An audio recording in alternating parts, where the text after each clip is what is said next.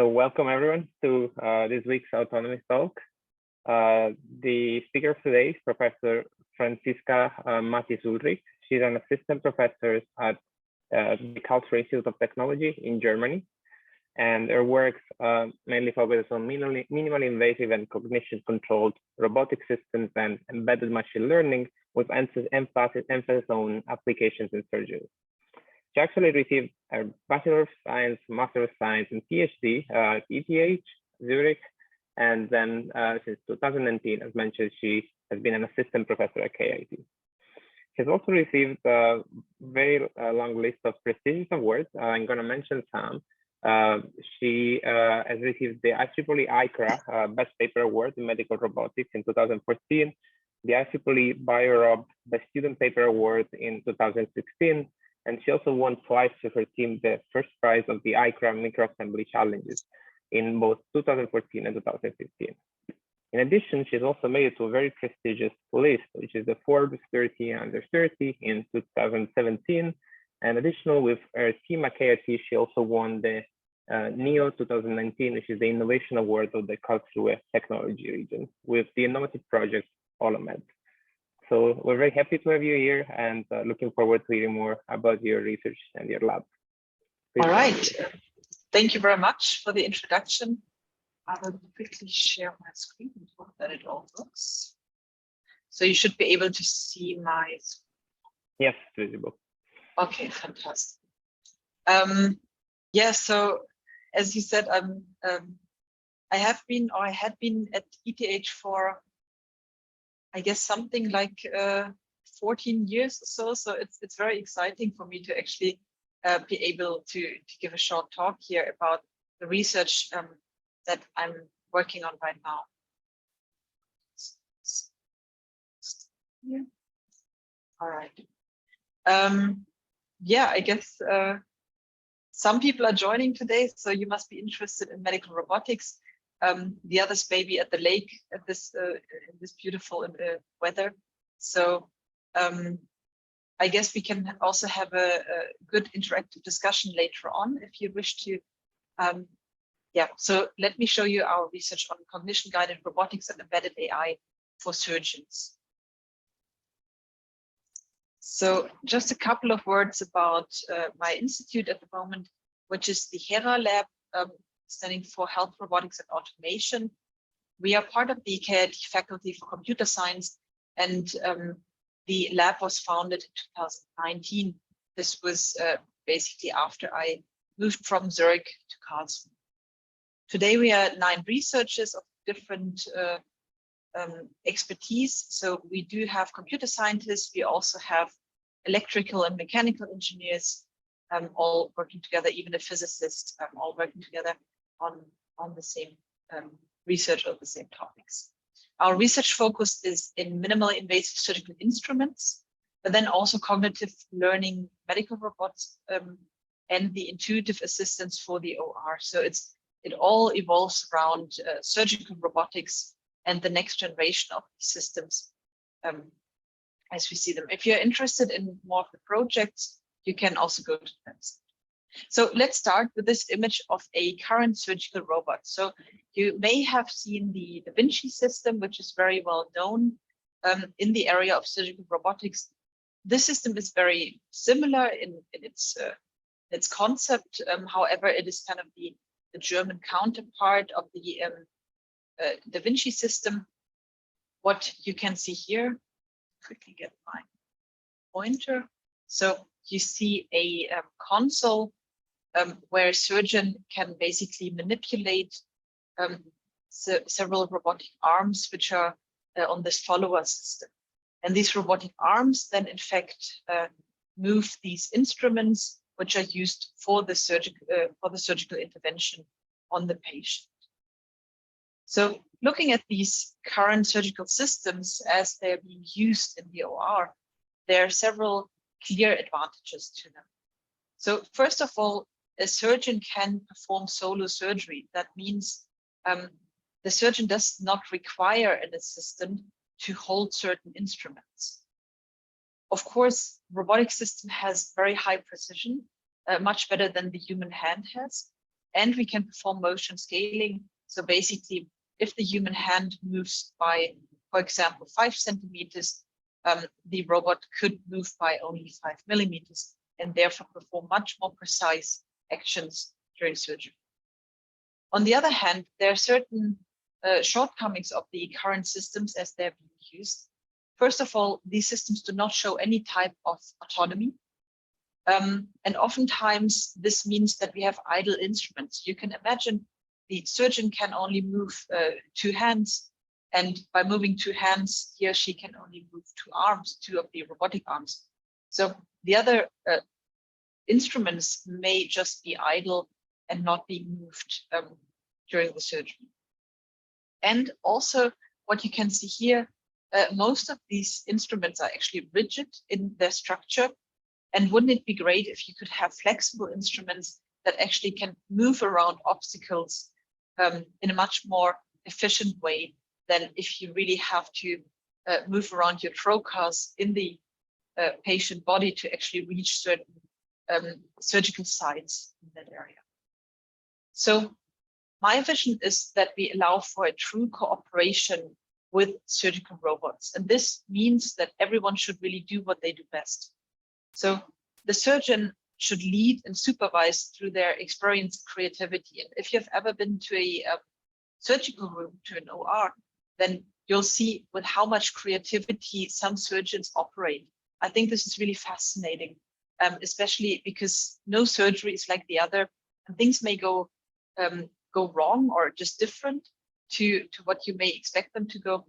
And this is something that the human mind, I think, does very well, even especially if the surgeons are trained to adjust to certain events. And creativity is something that the robot does not have, but what it can do is provide an active support through autonomy and also through intelligent instruments that provide certain data and basically use sensors to provide more information to the human surgeon. So going back to this image of the current surgical robot, we identified certain fields that we are actually performing our research in. And the first one is robot perception. So first of all, the robot has to perceive itself, but also its environment. And that includes, for example, organs and tissues, but it also includes what the human surgeons do. And if the robot is perceiving its environment, then you can go a step further towards a cognitive robotic assistance, where we, for example, base our research on context-sensitive grasping and holding of tissue. And keep in mind that this tissue is always soft tissue. So it's oftentimes a very different problem to what you may see in industry, where lots of objects are actually rigid. Then, as you may know, surgery is really a team effort. So we also moved our efforts towards multi-agent robotic surgery, and where basically different instruments have to cooperate together. And then you can replace one of these robotic instruments by a human surgeon and move further into a surgeon-robot cooperation. And the interesting part is that these types of methods that we are investigating can also be used for very different types of disciplines. So even though we do a lot of research in the field of visceral surgery, of liver surgery, we can use very similar methods for the autonomous guidance of catheters in vascular trees.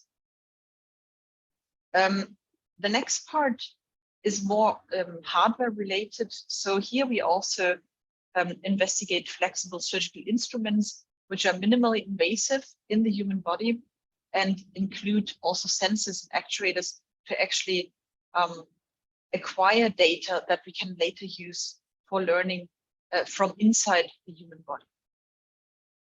But surgery is really all around humans. So I think it's extremely important to keep the human always in the focus of surgery. And this is, of course, the patient, but also the surgeon. And thus we want to provide intuitive data or intuitive interfaces to the human, so that the human actually understands what the technology is currently doing. And this also supports the interpretation of medical data, which may be quite complex in certain situations.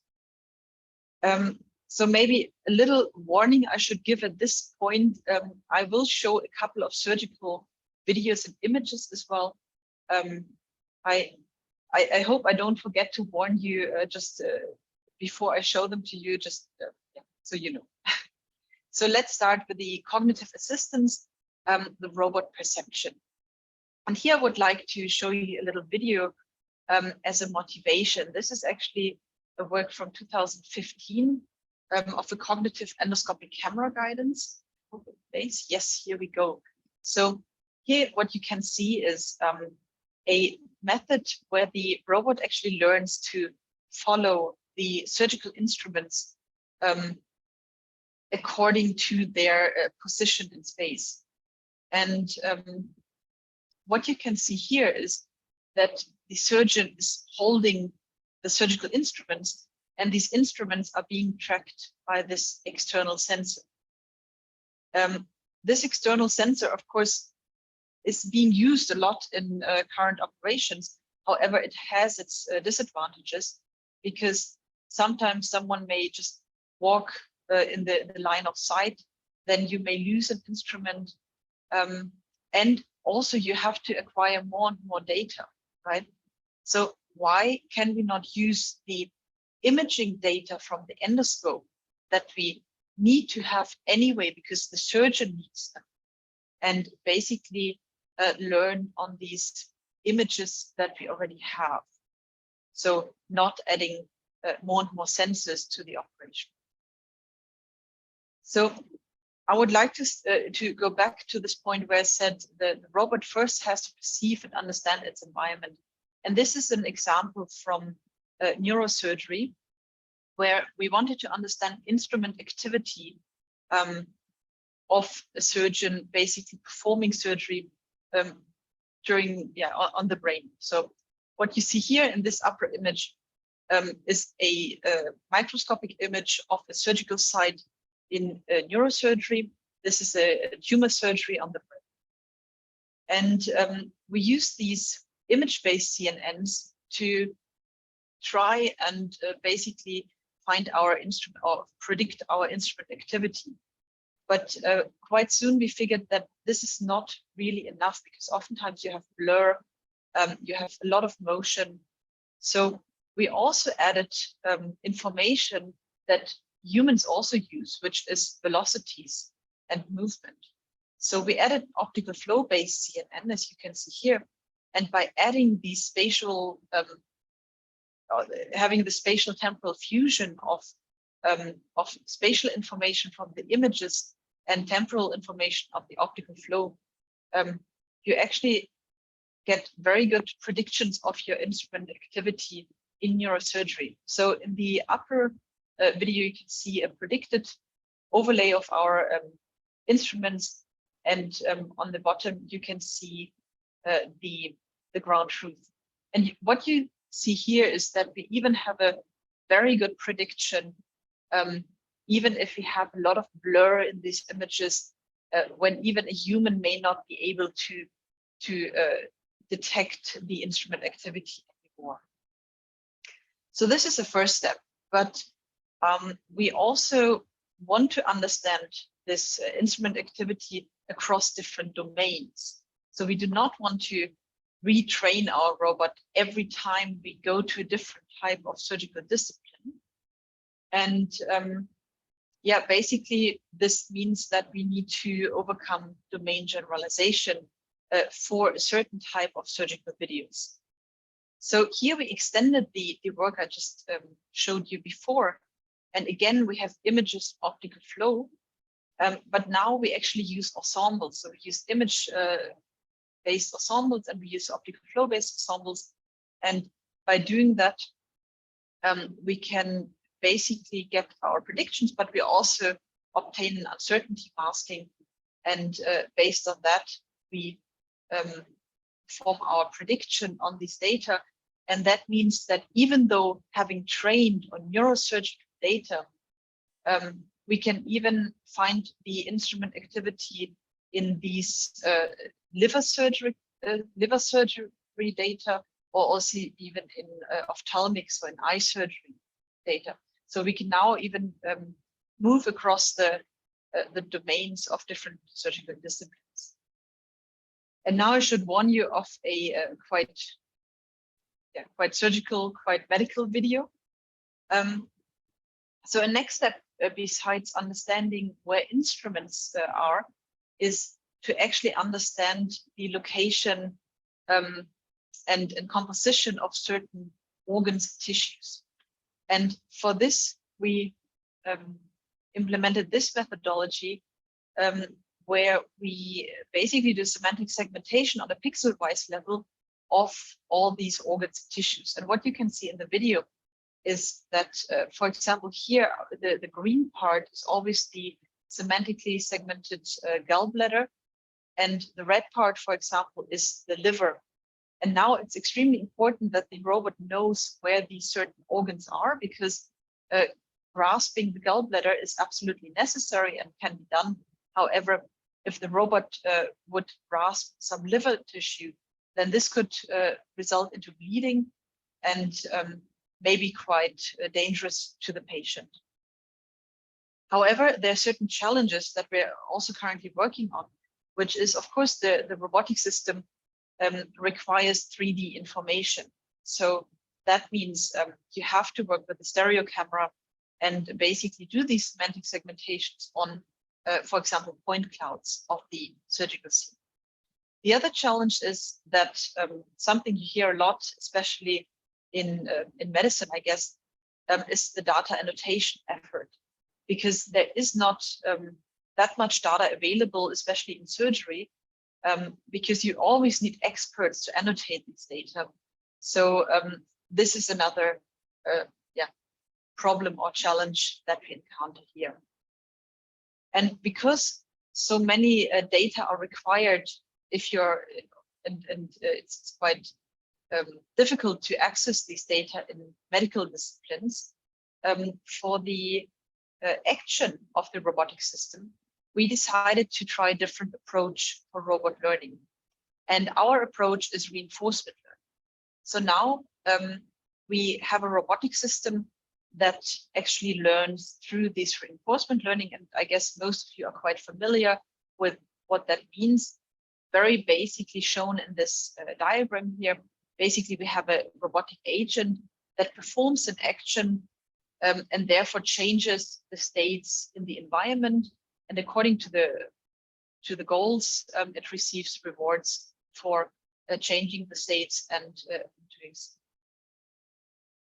So this approach, for example, is used during autonomous catheter navigation. So think about it, if you have a CT image like what you see on the right side, you have very branching vascular tree, and now I would tell you, you have to reach this target with our robotically driven catheter. It's not very simple. It's something that also surgeons have to learn for a long time. And the tricky part is that not only the vascular tree is branching, but it's also very patient specific. So we all have very differently looking vascular trees. Just a side note, this vascular tree that you see here is actually the one of a porcine liver. So now what we do is we basically segment the vascular tree from these CT images and therefore can bring them into a simulation framework. Then we train our catheters in the simulation framework and go back into the phantom, the medical phantom or the organ, and validate our system. The control of our catheter is then done by a neural network, where the input to the network is the tracking of the catheter and also knowledge about the target inside the vascular tree. And the output is basically our catheter manipulation, which means translating and rotating our catheter. And now what does this look like in simulation? So here you have the comparison between a simulated catheter navigation in a vascular tree on the left side. in real time. And on the right side, you can see the same vascular tree anatomy, but being probed by a medical expert. So we have the same targets that need to be reached. And what you see is that two things. The manual, the expert is a little bit faster, but not that much. And I think what's quite interesting is that the catheter actually learns to have this wiggling motion. So if you look closely, you can see it's not going straight in, but it's wiggling a little bit. So the controller likes to wiggle the catheter. And this is actually something that the expert surgeon also does in order to not get stuck in the vascular tree. And this is also a behavior that we didn't show the catheter, but it basically learned it as an optimal behavior. So now what can this look like in a real organ? So we just saw what it looks like in the simulation. Now here we are going into a porcine liver. And on the right side, you can see that we track our catheter in green. And we also select a target in yellow, as you can see here. On the left side, what you can see is a fluoroscopic image, so basically a CT image with the overlay of the segmented vessels that we use for training and simulation. And again, in green, very slightly, you can see it here, we see our externally manipulated catheter. Now, if I start the video, you will be able to see how the target is basically placed up here in the vessel up here, and the catheter is moved autonomously to this point in the vessel tree. And again, you can notice that it starts to wiggle after a while. Again, this is the optimal probing behavior of the catheter in the vascular tree. But now, I'm sure you also see that in many cases, surgery is not really a one agent problem, but a team effort. So many instruments have to work together. So here in this work now, we extended our methodology or our approach towards a multi-agent reinforcement learning, where then each single agent represents a specific surgical instrument that executes a specific task as well. And now we're actually moving to liver surgery, going away from catheter navigation. And here we basically implemented two PPO agents, one representing a surgical grasper, as you can see here, and one representing a quarter hook, which is used for basically cutting tissue in a thermal way by just applying heat. And we also defined a surgical task, which was to basically lift and cut the gallbladder without damaging the liver. And to explain this a little bit, here you can see some real patient data. So the big red part is our liver, and the yellow part is the gallbladder. And in gallbladder removal, this gallbladder has to basically hold to one side, and then the surgeon can start cutting and removing the gallbladder from the liver. And this is something that we implemented in simulation based on the simulation open framework architecture SOFA, as you can see here and in this image. And we also added some instruments which can be individually controlled. So in blue, we have our grasper, and in green, we have our quarter hook. And now the goal is to basically lift the gallbladder to one side, as you can see here. And then you will see this little white dot that we just added as a target for our quarter hook, which then needs to be touched by the quarter hook to basically start cutting and removing the gallbladder from the liver. So now when we look at our training phases, we see that we basically have three phases. The first one is really an unsafe exploration, where the grasper basically grasps the gallbladder and just pulls it up to one side very quickly, very strongly. And we usually just lose grasp because the forces are just far too high. Then we move into a phase that we call safe exploration, you can see now the grasper basically moves this gallbladder very carefully and wiggles it around slightly, but it never actually gets anywhere. So in this case, we usually just ran out of time.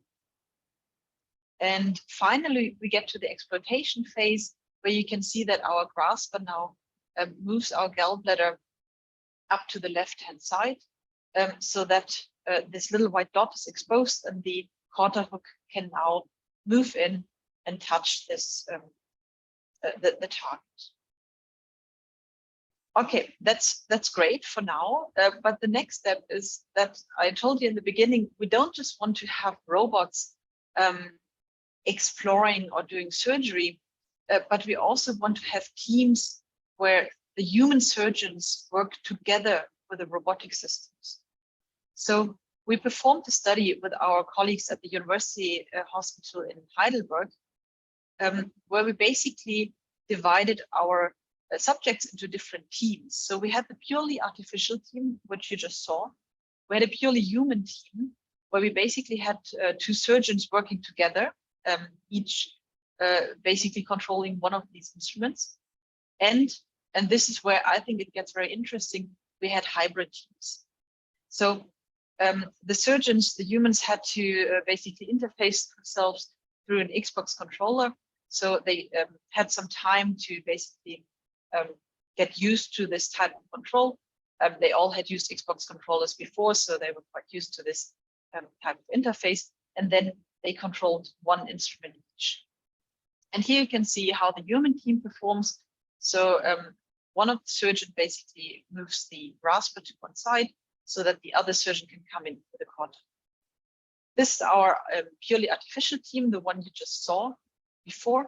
And here we have a hybrid team where one of the instruments is actually controlled by the artificial agent, and the other one, the quarter, is then controlled by the surgeon finishing the task. So this really shows a human-robot cooperation in surgery.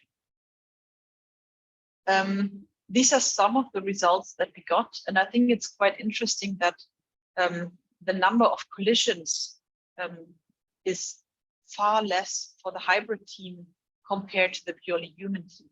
Even though the purely human team had the chance of basically talking to each other, whereas the hybrid team only had the picture input, the video input of what the system could see, right? There was no other means of interaction. And also the duration decreased quite a lot for the hybrid team compared to the purely human team.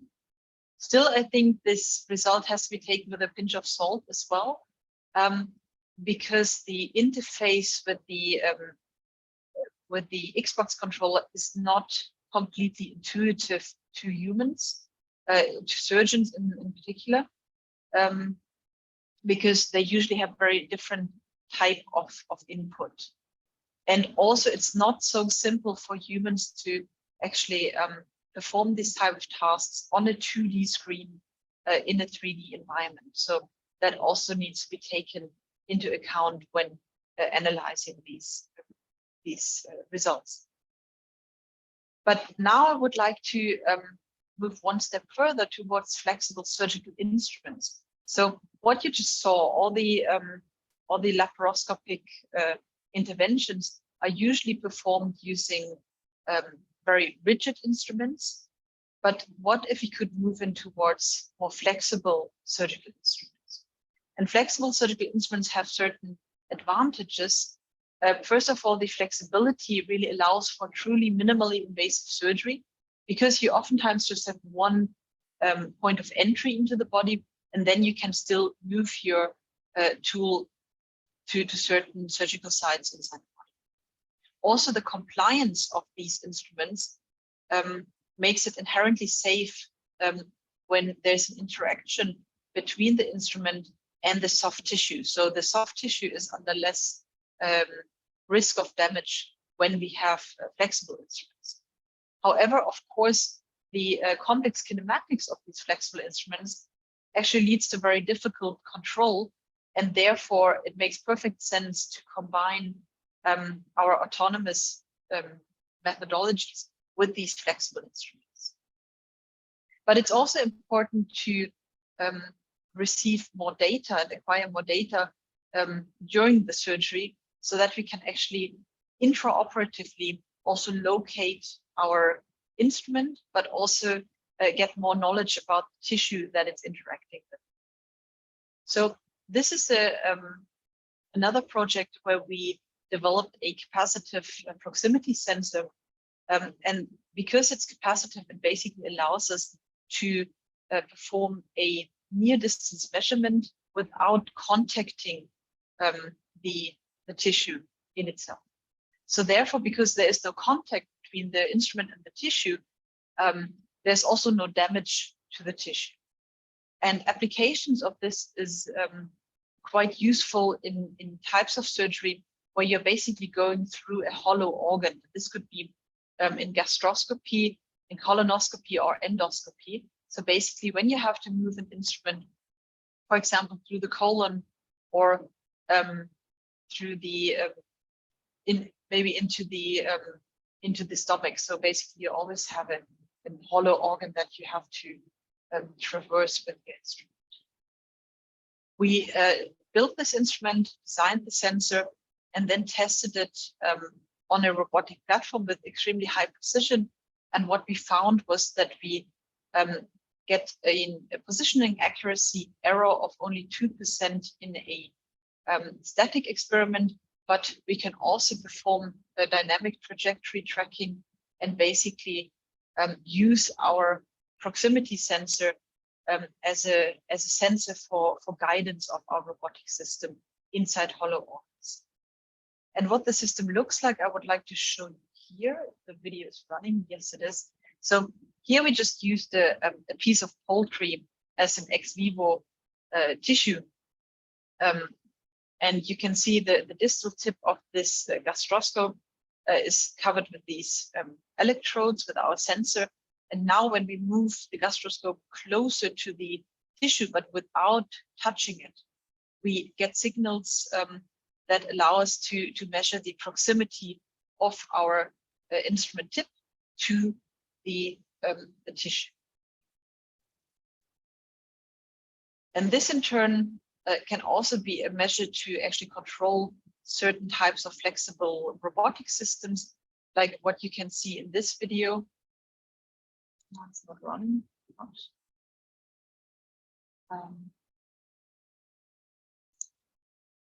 Let's see. Now it seems to run. So you can see we have this continuum robot basically driven by tendons.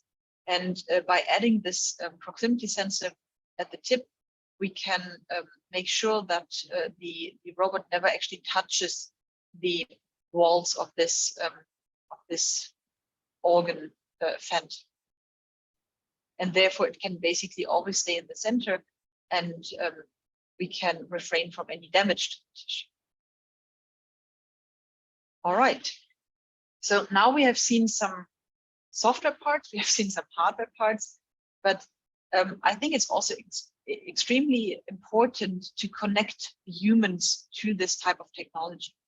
So this is the third part that I would like to show you here, including the intuitive human-robot interaction and interfaces. And here I would like to show you an example where we used augmented reality in the field of neurosurgery. What this looks like is that our neurosurgeon is basically wearing a HoloLens. And here, this is the patient head basically being covered in a sterile drape. And maybe you notice this also makes it very hard for the surgeon to actually perform a type of surgery inside the head, because most of the patient is actually covered, and the surface that the surgeon can see of the patient is very minimal. So it's very hard to orient the instrument to the patient in a good way. Here we looked at the neurosurgical intervention of the ventriculostomy. Basically, this means the puncture of the ventricular system. The ventricular system is something that is inside of your brain, quite deep inside, and it's responsible to basically produce the cerebrospinal fluid that your brain swims in. So this is our software pipeline, and what you can see here are some CT data of the brain, and these are always taken basically when the patient comes to the OR, or before that even. So these are preoperative images, and from these we developed an automated way to segment the ventricular system, but also the skull and the skin of our patient.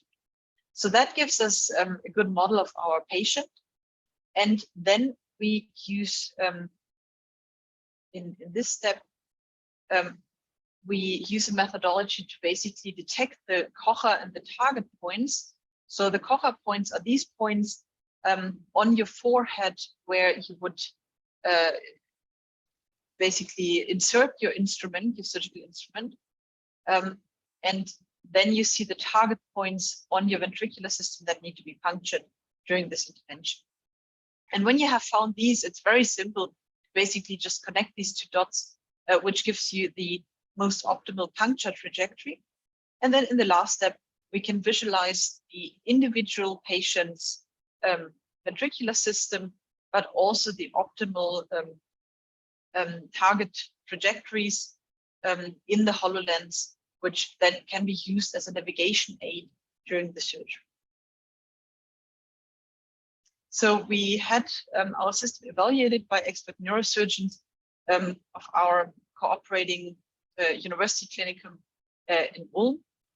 And we did a lot of experiments on basically a customized head phantom where we used different types of ventricular systems. And you can see these ventricular systems down here. And you may notice that some are quite simple, quite large. So the first one and the second one, these are quite large and relatively simple to puncture. However, when we look at the ventricular system number 3, for example, or also number 5, these are extremely challenging, in particular because they are much thinner. So these are pathological ventricular systems. So they're much smaller, much thinner, but also you may have, as you see here, a non-symmetry included in these ventricular systems. And that makes it even harder to puncture them. Using our system, we could actually increase the overall success rate by about 10% and reduce the mean error by about 2 millimeters, which doesn't sound a lot, but keep in mind, when you do brain surgery, I think every half a millimeter is quite a success that you can get more accurate. Okay, so augmented reality is great for this kind of navigation.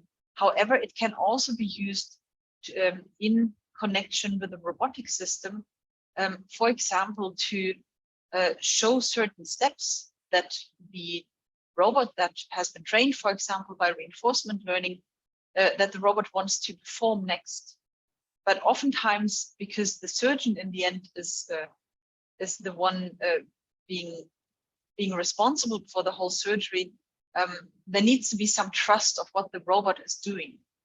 So here we can also use augmented reality to basically pre-play what is going to happen if the robot performs a certain step inside the patient. So this is something that we looked at here. Here you can see the real robotic system with a grasper, and on the right side you can see the same scene, but virtually, so in an augmented reality scenario.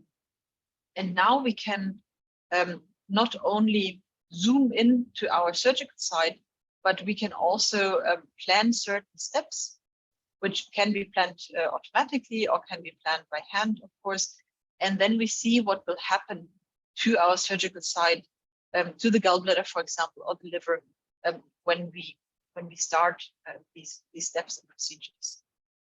So here, yes, we have a video that shows how this is done. So here, for example, we are planning a certain target point for our surgical, for our grasper, So now you can see that there is a trajectory that has been planned towards this target point, and then the trajectory is executed in the robotic system. The surgeon can check that basically the robotic system moves freely and performs the correct action on this virtual system. And with this, I've shown you quite a lot of the research we are actually doing here at HERA, at KIT. And with this, I would like to thank you very much for your attention. Very happy to answer your questions, or if you have further questions later on, you can also contact me, go to our website or write me. Thank you very much. Thank you. It was like amazing talk, really. A lot of interesting things we have learned today. Are there any questions maybe from the audience? Okay, I'll start. I have one actually very general. So all the systems you presented were more towards, as you said in the start of the talk, collaboration between medical robots and surgeons. Is it a possibility, maybe, you know, for simple operations or things like that, that robots will manage to do this autonomously at some point? Or do you think like patients will never accept that? Or like, yeah. I think you already mentioned some points in this question, actually, because there are many different stakeholders, right?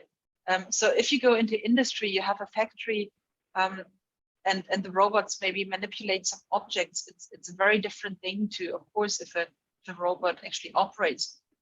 So I think there are certain types of surgical interventions that may even be done completely autonomously by a robotic system. However, then you have the same question as you oftentimes have in autonomous driving, right? Who's responsible if something happened? So that's kind of the first big question, and a big ethical one too. Then you just mentioned, would patients accept it? I doubt it. At least for now, I would doubt it, because you see, technology in surgery does not have the let's say the historic background of maybe robots in industry, right? So the oldest surgical system, robotic surgical system, is about 20 years old, maybe a little bit older, maybe 25 by now, but it's quite a young history still. And then the last part is really certification. So, you know, in order to get the system certified, you have to, for medical purposes, you have to go through a lot of very long-lasting processes.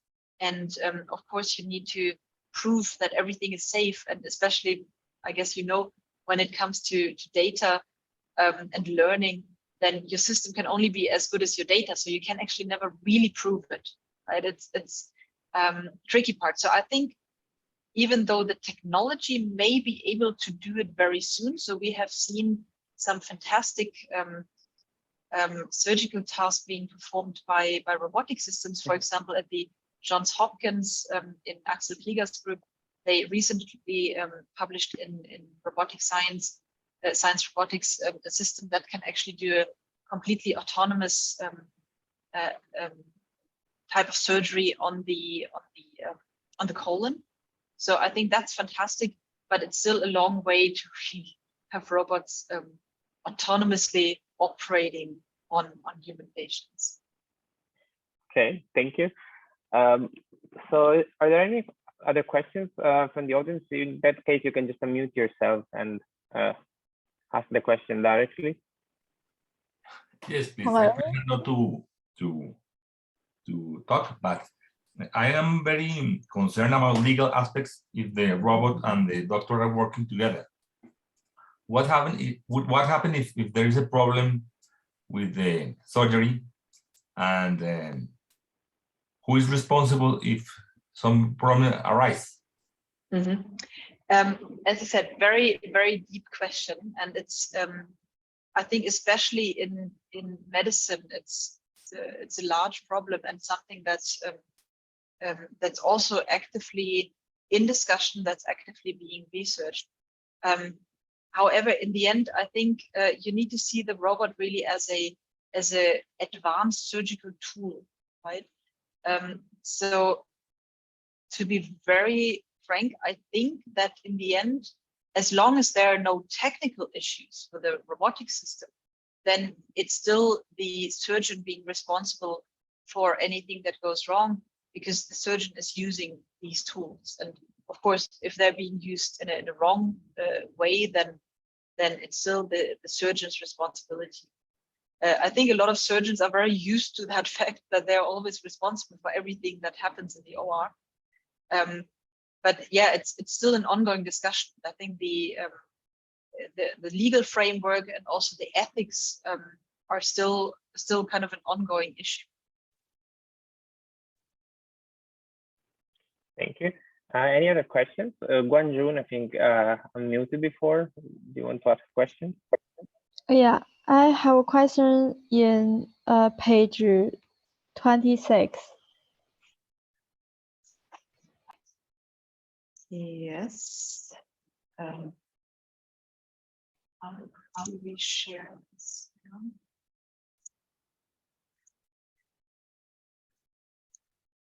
So you're talking about this one?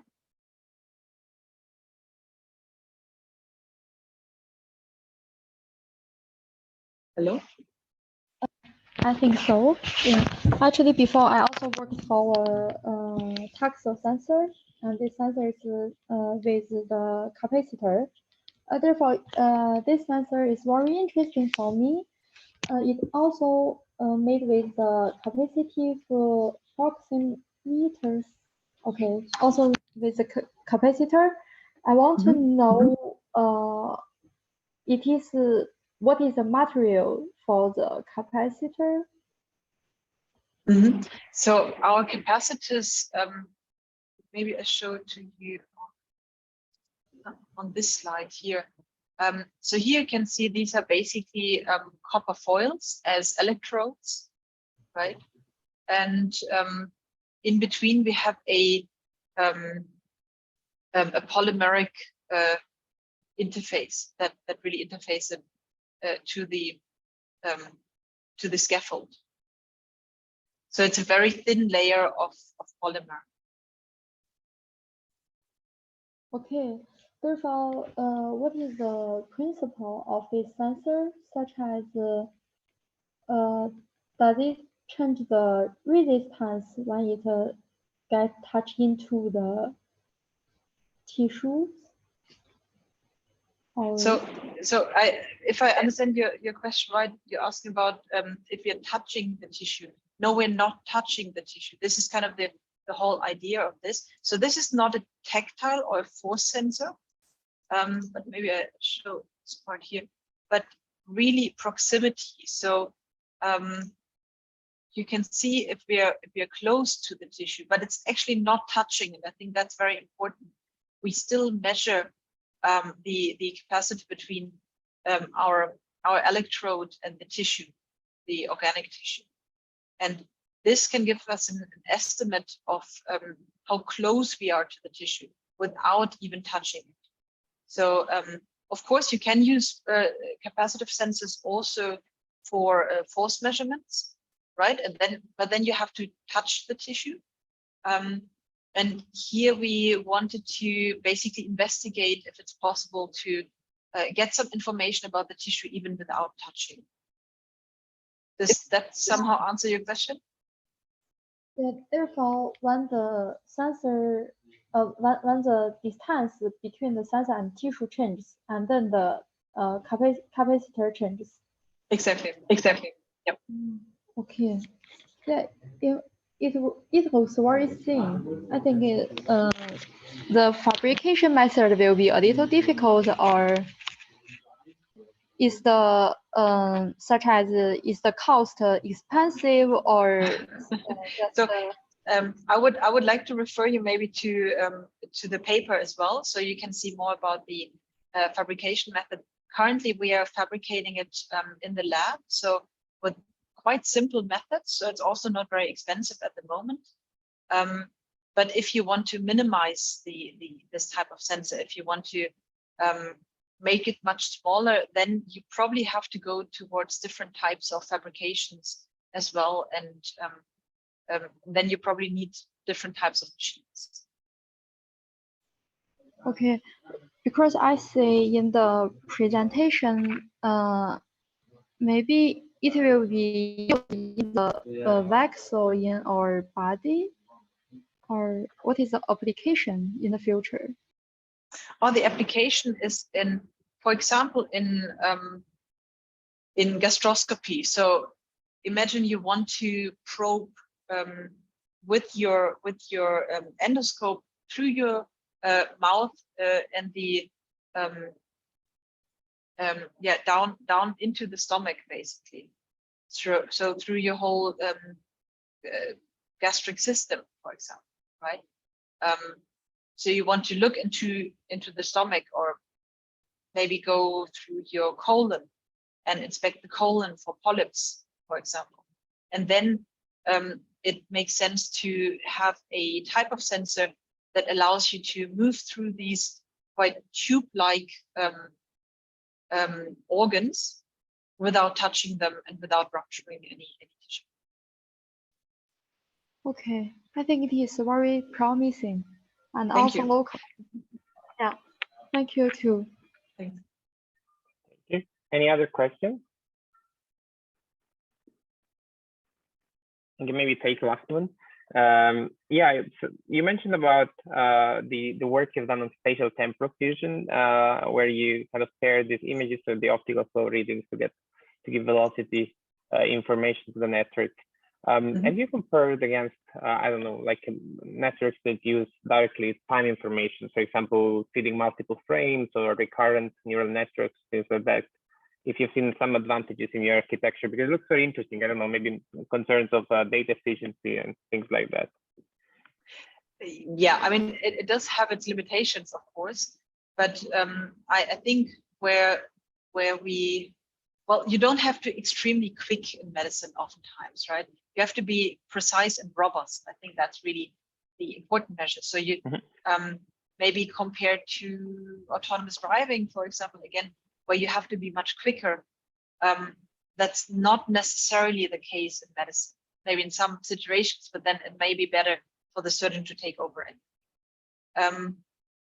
But as you could see, it is quite robust, even if there are blurry pictures. There may be also, for example, smoke in some cases, and blood, right? So I think these are really the advantages of this fusion algorithm. Okay, thank you very much. Any last questions from the audience? Okay, otherwise, thanks a lot for joining us. It was very interesting. Thank you so much. Thank you very much. And it was a pleasure. Thank you everyone for attending. What an excellent presentation. Thank you very much. I appreciate it. Gracias. Okay. And then Joella will take care of cutting the recorded talk and uploading it, but I think it will be in touch with you. Fantastic. All right. Okay. Nice Thank you and have a good evening. Bye. You too. Bye.